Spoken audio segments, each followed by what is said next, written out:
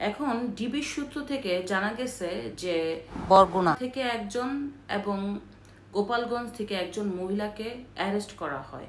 তারা নাকি তথ্য দিয়েছে যে আওয়ামী লীগ বিভিন্ন জেলায় জেলায় যে আওয়ামী লীগের নেতাকর্মী নিয়ে ছোট ছোট দলে বিভক্ত হয়ে গেরিলা প্রশিক্ষণ নিচ্ছে, যার মধ্য দিয়ে সরকারকে উৎখাত করবে।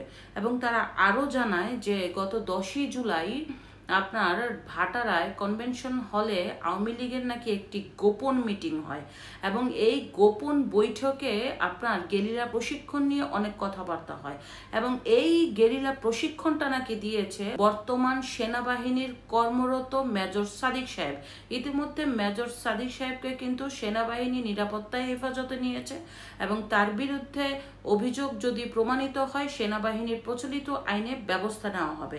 তো আমাদের প্রশ্ন হচ্ছে যে এই যে ভাটারা কনভেনশন হলে আওয়ামী লীগের বিভিন্ন জেলা থেকে আসা প্রায় 300-400 জনের যে গোপন বৈঠক হয়, আসলে 300-400 জনের গোপন বৈঠক এত ব্যস্ততম শহরের একটা কনভেনশন হলে হয় এবং তারপরও গেরিলা প্রশিক্ষণ নিয়ে একটা কনভেনশন হলে যদি মানে 20 জনের যদি মিটিং হয়, তাও কিন্তু ওই কর্তৃপক্ষের জানার কথা যে ওই রুমে কি হচ্ছে।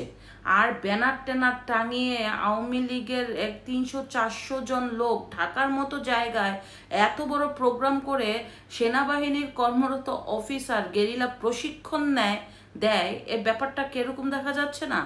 তো এই ডিবির কাছে কেন আপনার এই ভিডিও ফুটেজগুলি নাই? আসলে ওইখানে কি কি হয়েছে?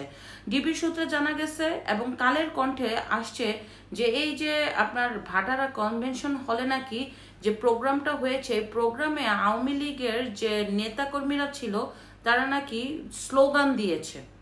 তো আপনার কি মনে হয় একটা প্রশিক্ষণ দেওয়ার সময় স্লোগান দিয়ে কি প্রশিক্ষণ দিবে?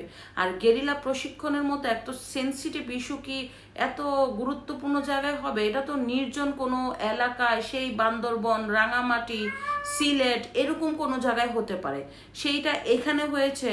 অথচ ডিবি এখন তৈরি কোনো ভিডিও ফুটেজ নিতে পারলো না। ভিডিও ফুটেজ নাকি আওয়ামী লীগ ধ্বংস করে গেছে, তাই কোনো ভিডিও ফুটেজ পাওয়া যায়নি।